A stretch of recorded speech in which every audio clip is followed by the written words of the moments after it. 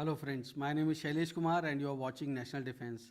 United States President Donald Trump has taken a U-turn again, and but this time it is for the good of both the nations. If you remember, a few days back, in fact yesterday, it was quite viral everywhere, wherein he posted on Truth Social uh, a message with a picture wherein he said, looks like we have lost India and Russia to deepest, darkest China. And in case if I can tell you, this was the picture wherein he said, looks like we have lost um, India and Russia to deepest, darkest China. May they have a long and prosperous future together. President Donald J. Trump. So this was the picture which you are seeing right on the screen, wherein he posted this message, and this has outraged everyone here in India because we do not share the kind of relationship which President Trump tried to project with China at least, and Russia is our good friend. It's no doubt about it, and we know. Everyone knows that we have a very conflicting relationship with China, being part of the Shanghai Cooperation Organization Summit or being part of other events, international events, and meeting there of the two leaders doesn't project anything except we have a disputed boundary and we are competitors, but we are not rivals that way that United States would project China as. But I believe that Mr. President's replies to the reporters, that is very interesting because of late what he has said, and now just few hours back Mr. Donald Trump had said something else. So I want to bring in first what he said. So he said, Mr. President, who do you blame for losing India to China? This was the question which was asked by the reporter, Indian reporter in White House in Oval Office. In your post earlier today in the morning, you did put that out. So that was the question of the reporter. So Mr. President Trump, and I'm quoting him verbatim, he said, I don't think we have, I have been very disappointed that India would be buying so much oil, as you know, from Russia. And I let them know that we put a very big tariff on India. 50% tariff, very high tariff. So this was the question. And he again added, I get along very well with Modi. As you know, he is great. He was here a couple of months ago. In fact, we went to the Rose Garden, and it was the grass so soaking wet. It was such a terrible place to have a news conference. I said, well, let's use a beautiful white stone emblematic of the White House. Okay, and it's been very well received, but we had a news conference in the grass. That was my last news conference I had in the grass because everybody sunk in. You probably sunk in. Every reporter out there, they ruined their shoes. We made that change. It's been a really well-received change. So this was Mr. Trump's response when he was asked the question. So he was boasting that how much he took the pain for the grand welcome and the press conference in the backdrop of the White House with Prime Minister Modi. So this is what he want to project now, and it is real politics here. Now the reporter asked again in the same conference, wherein I mean the context I should put in first, because he signed an executive order wherein the Department of Defense Pentagon is being renamed as Department of War, and Secretary of Defense Pete Hegseth is being renamed the designation, the rank as the Secretary of War. So on that occasion he was talking, and then again another reporter has asked a question that AP is reporting, Associated Press is reporting that you would be banning visas to delegations who will be attending the UN General Assembly, including Brazil. Your reaction to that, sir, that who is banning them? He said. So, and let me also put in some context here, because you know the BRICS summit is going to be held, and Prime Minister Modi was supposed to attend that BRICS summit. And since Trump has again already raised issues having India going closer to Russia, China, and Brazil. So he was not upfront in taking that change that is in the diplomacy put forth by India, because India is a non-aligned country and pursues independent foreign policy. But why I'm bringing in the Brazil question also, and then I'll answer another question which he was put to, and then he answered. So he said. Things we have very upset with Brazil. Uh, uh, we tariff them very high because of the fact that they are doing something that's very unfortunate. I love the people of Brazil. We have a great relationship with the people of Brazil, but the government of Brazil has changed radically. It's gone very left. It's gone very radical left, and it's hurting Brazil very badly. And they are doing very poorly. Very poorly. So we'll see.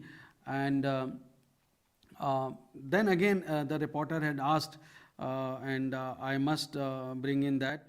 The reporter had asked, and are you going to reset the relationship with India at this point? So he said, I always will.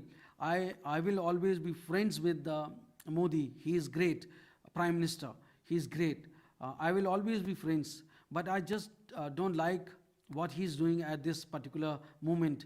But India and the United States have a special relationship. There is nothing to worry about. Just have we just have moments on occasion.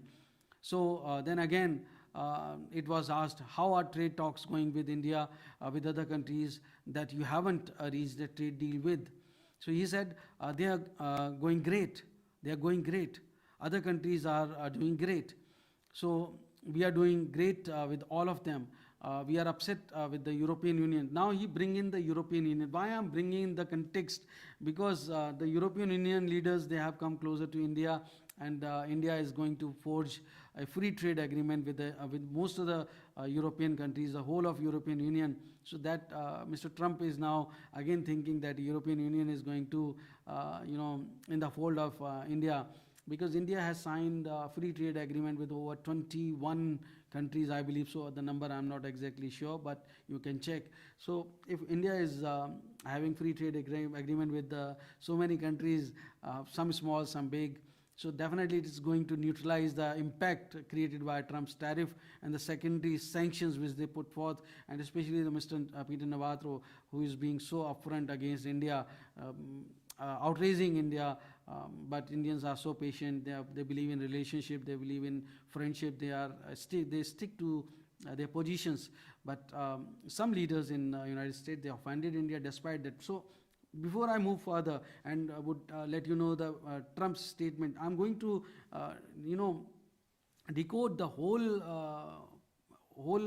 issue with perspective. So stay tuned till end of the video, and in case if you have not yet subscribed National Defense, please subscribe. So it is going to be very good for you to have the live session here.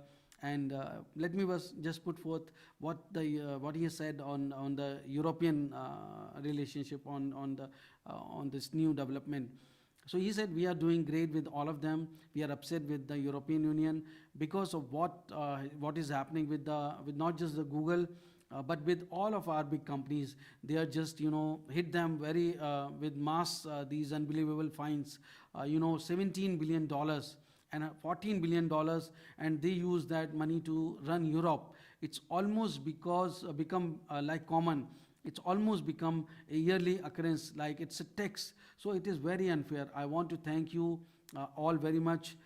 See you around. We are going to see you in Florida, but we'll see you a little bit before that, I suspect. So this is what he said at the end of the press conference. Now, before I decode the whole development happening, let me just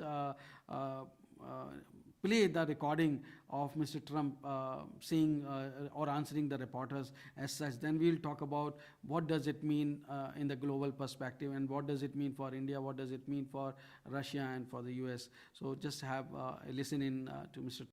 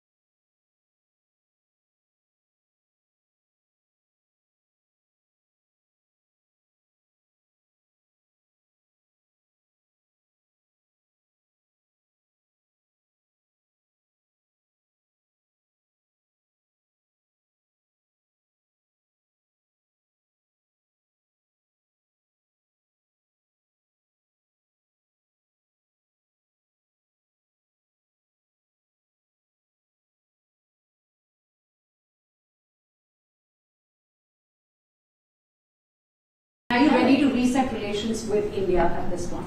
I always will. I'll always be friends with Modi. He's great. Prime Minister, he's great.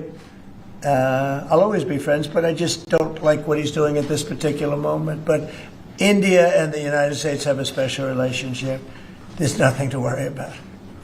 We just have moments on occasion. Mr. President, who do you blame for losing India to China? In your post earlier today in the morning, you did put that out. I don't think we have. I've been very disappointed that India would be buying so much oil, as you know, from Russia. And I let them know that. We put a very big tariff on India, 50% tariff, very high tariff. I get along very well with Modi, as you know. He's great. He was here a couple of months ago. In fact, we went to the Rose Garden, and the grass was so soaking wet.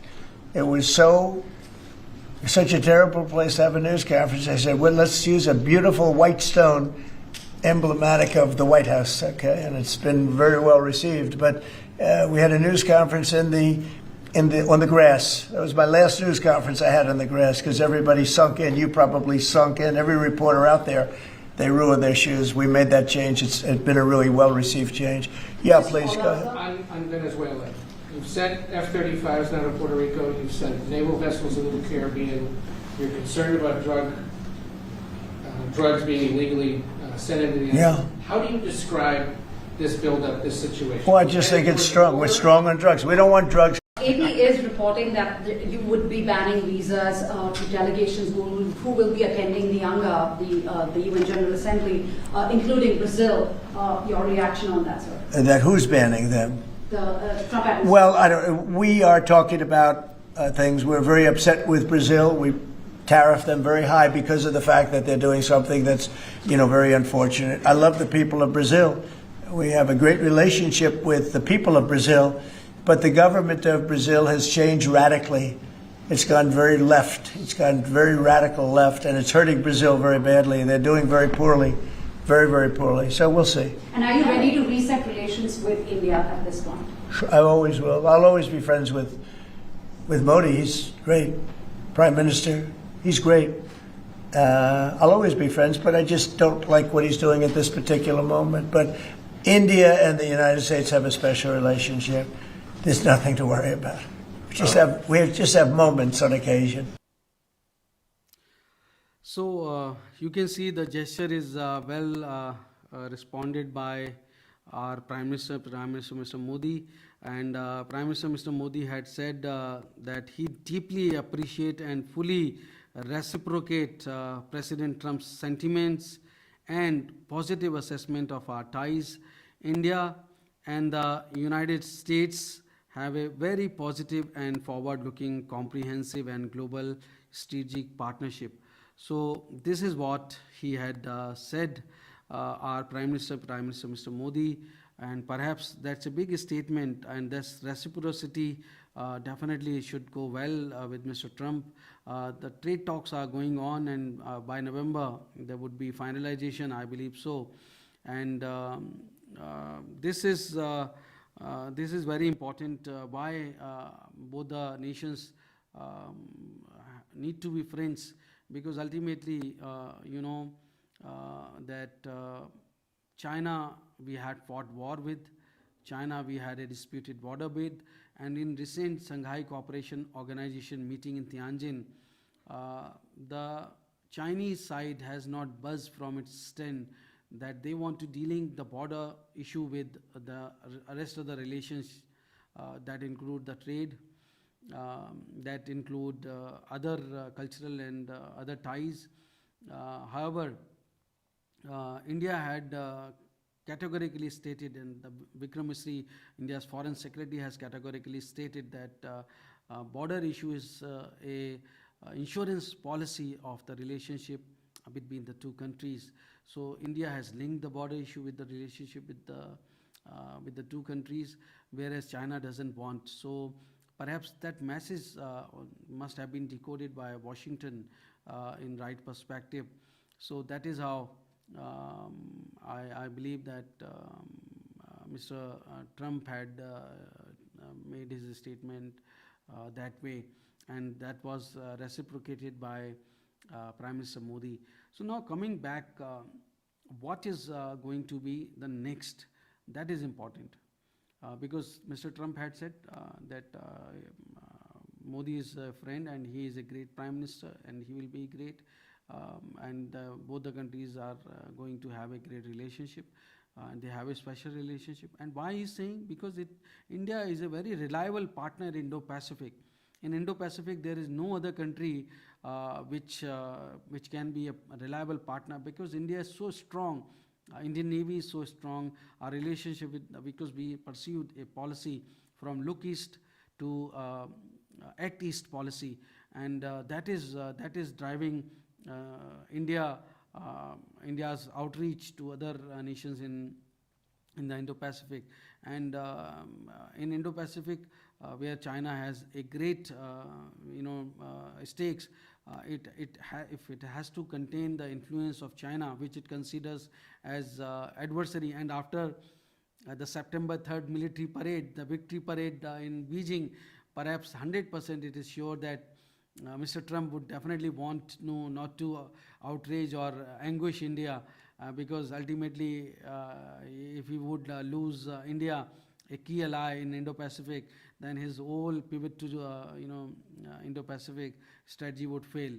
So, anyways, why he's focusing more on tariffs on India? So, and what is going in what direction it is going to be? Let's discuss that. So, we call it as arbitrage. Arbitrage would mean that you import the Russian oil, refine it in your refineries, make other products, and then you resell it in other markets, and then you earn profits, and the other markets get the way cheaper if they cannot buy the Russian oil due to the Ukraine war. So they use the term arbitrage. So these imports are often described as arbitrage. India buys discounted Russian crude oil, refines it, and sells it the product internationally, including the United States. It is not that the United States is not buying, it is buying the Russian oil also. It is less.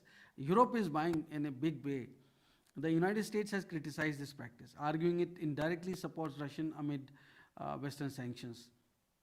Now, I just want to first read the big statements of Mr. Trump on the tariffs in the last few months.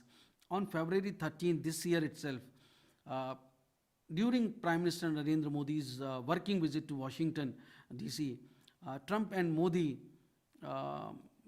launched the US-India Compact, a major partnership initiative. And Mr. Trump referred to India's high average tariffs, 12%, compared to the United States' 2.2%, calling India a tariff king, and criticized India's trade policies. Although the event was collaborative and included subtle critique of India's tariff structure, but it went well. On July 30th to August 4th, in those 4, 5, 6 days, Mr. Trump made multiple statements. If I talk about the July 30th statement, Trump announced a 25% reciprocal tariff on Indian imports and warned of an additional penalty for India's continued purchase of Russian oil. On August 1st, he said the 25% tariff took effect. On August 4th, Trump ordered another 25% penalty tariffs, raising the total to 50%, and he cited India's energy ties with Russia again and again.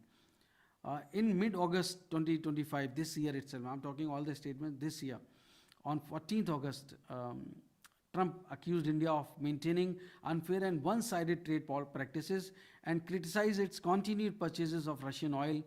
And many would believe that a growing personal and diplomatic rift between Trump and Modi that has compounded by mutual missteps. The situation escalated into a diplomatic and trade crisis, with India labeling the US tariffs as unfair, unjustified, and unreasonable. That was the statement by the Minister of External Affairs as well, and I have covered the press conference, and we all know, we reported it. Earlier September, if we talk about on September 3rd, India responded by lowering the GST, because there was a GST Council, 56th meeting of the GST Council, that marathon council went for more than 10 hours under the leadership of our Finance Minister, Ms. Nirmala Sitharaman. And then they took the decision to get away with the two tariffs slabs of GST, 12% and 28%. So those two slabs were being done away with. So it was a buffer against the impact of US tariffs. Everyone knows the Indian government has taken the decision in that direction, and Prime Minister Narendra Modi has announced it beforehand from the rampart of the Red Fort on 15th August, India's Independence Day. So that was supposed to come, and it came well before Diwali. So Diwali is a major trade season, major manufacturing season, major activities season. So it would definitely boost India's trade, export, manufacturing, and overall the GDP. So on September 5th, Trump posted on Truth Social, and I talked about that earlier. Looks like we have lost India and Russia to deepest, darkest China. May they have a long and prosperous future together, on September 5th. And on the same day, in remarks from the White House, Trump attempted damage control because Indian government, the MEA, had said no comment when reporters have asked. He reaffirmed his personal friendship with Modi, and I told you about that. He's a friend, and I also run that the whole statement.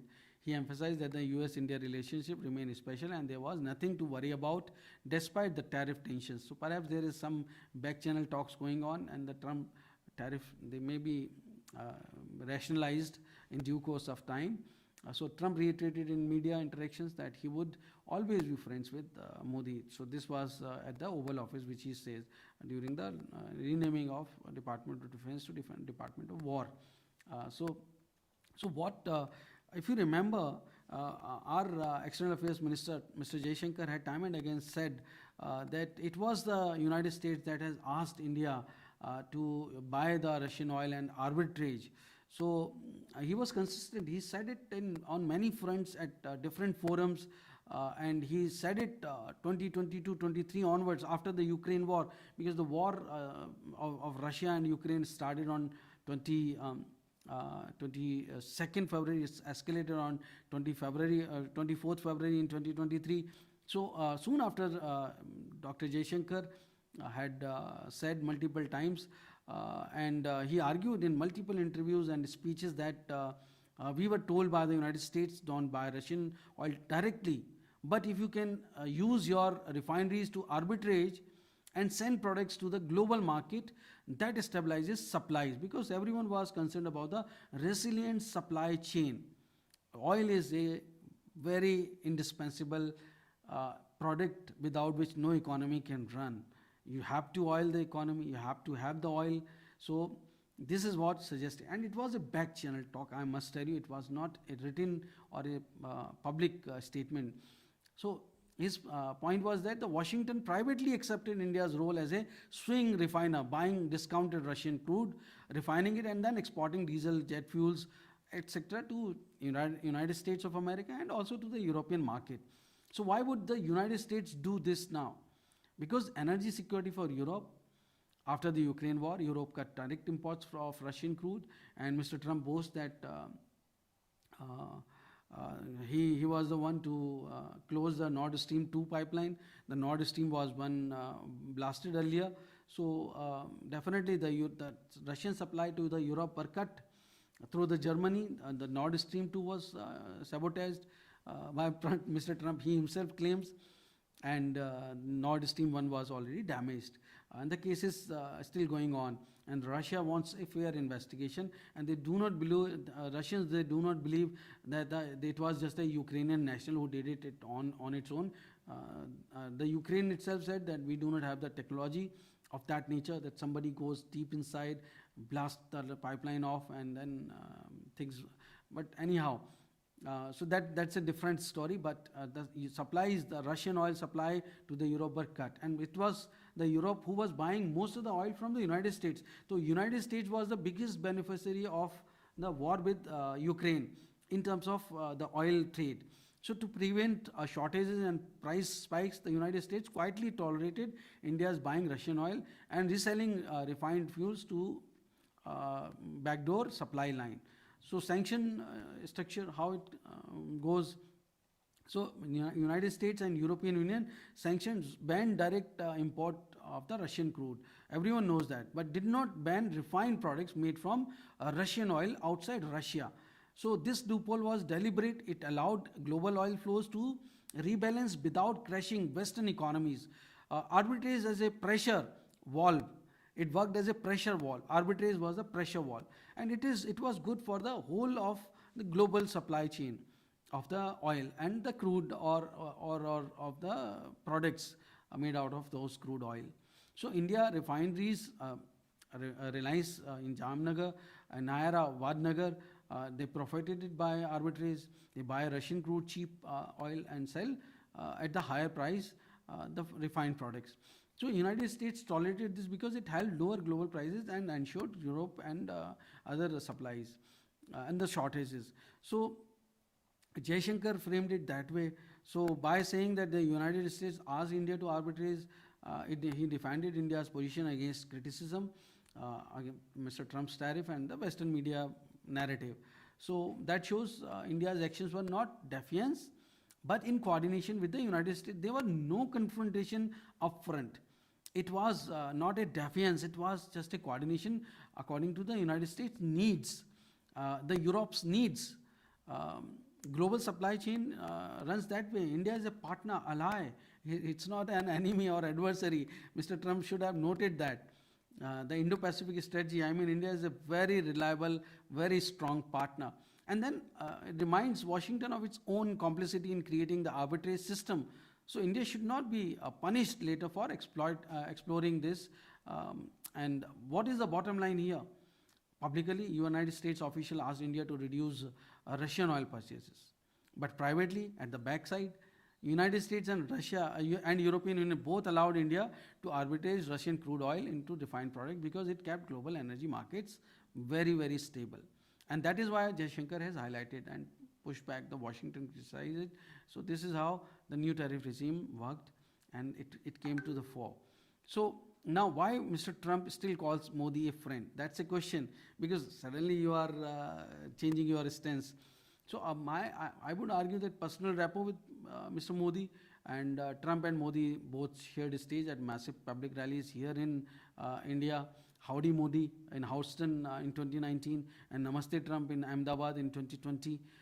Trump values these personal optics and often separates leader to leader friendship from country to country disputes.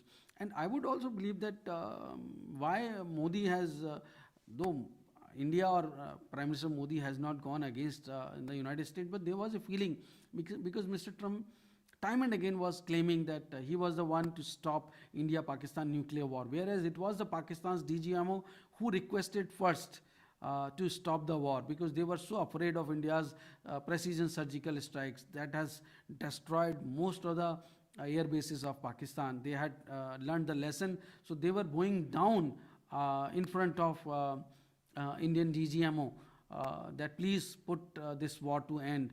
And Mr. Trump, because they were also in loop, but he claimed he took the credit, so that has offended because it is not the strategy of India to include a third party in negotiation or direct confrontation.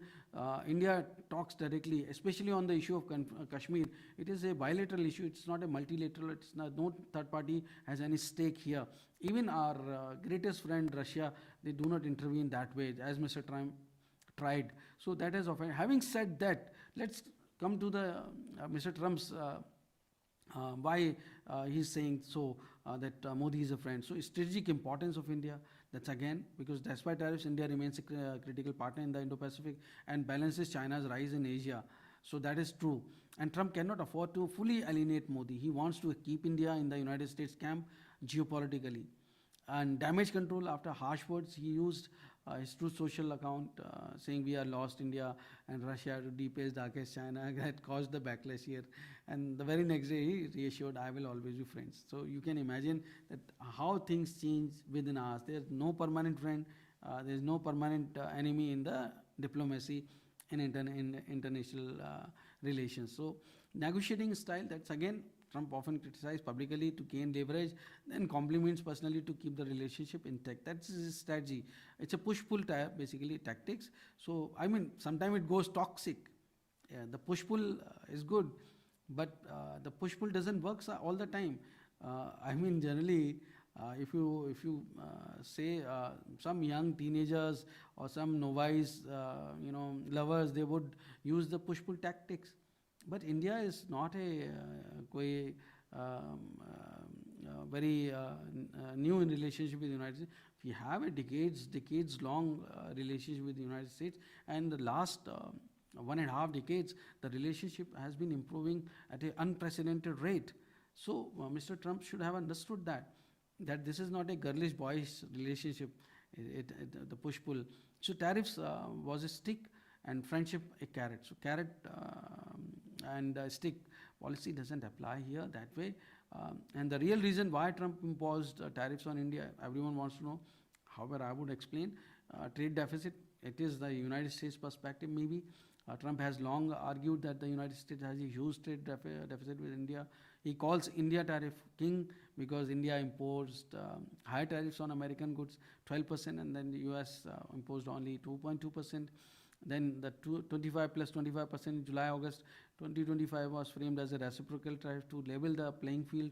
But again, this has to do with Pakistan because they misplayed. They played spoil sport. They wanted the Pakistan's ISI, Pakistan's army, Asim Munir, field marshal who became now after Operation Sindoor, he wanted to divide and rule kind of policy. He wanted to create a rift between India and United States. For some time, they have been successful. But ultimately, it is the United States administration, deep state, they all know what does it mean to have a relationship in the current scenario with India and with Pakistan vis-a-vis. So they understand it. So I believe that the Russian oil and sanctions it was a key trigger, continued purchase of discontinued Russian crude oil despite US pressure, because India, they always pursue an independent foreign policy, and in trade we are a sovereign country, we are an independent country, and we have not started the Ukraine-Russia war. In fact, somebody is to blame to start the war. It is the United States. And Mr. Trump himself had said, had he been the president, the Ukraine war would not have started. He blames President Joe Biden. India is not behind the war. In fact, our Prime Minister, Mr. Modi, time and again had said that this is not an era of war. So ultimately, Trump sees this as a directly helping Russian bypass sanctions. So he used tariffs as a penalty lever. But again, Pakistan must have played some spoil sport here, because he wanted to. Asim Munir has nominated President Trump for the Nobel Prize for brokering the peace deals, so-called, but peace is not there. If you talk about the DRC, Rwanda, and the peace is not there, despite the peace deal brokered by the United States. I mean, it is good. I should appreciate the emotions which Mr. Trump expresses, that he wants to stop the killings. This is very good. I mean, it is very good for the global good. But the fact is that despite his efforts in many fronts, the peace, he is taking wrong credit. He is not right in all the war which he projected. Now he says that he stopped 7 wars. However, he is to introspect. The United States administration himself have to introspect, because truth only wins. And I am telling you the truth. Truth is the DRC Congo war. If we talk only one war, I am talking about. It is not stopped. The people are getting killed. The United Nations Security Council is still debating, discussing why, despite the peace deal, one peace deal which the DRC had. Rwanda had with the Qatar, and one peace deal with DRC and Rwanda had the United States. Despite 2 peace deals, why there is no peace in DRC and Congo, in Rwanda? Because they had a different peace deal with M23 and Rwanda with the Qatar, and they had a separate deal with the United States. And M23 was not part of the deal which United States signed with the DRC and Rwanda. So that is how, if one party is alienated or not included in peace talk, how can you wish for the lasting peace? And the same will go when you are not including the Ukraine in the peace deal. This is not going to be the lasting peace deal. This is what. So anyways, domestic political messaging. Trump, coming back to the, to show his base that he is tough on foreign trade partners like against China, UK, EU, and Mexico.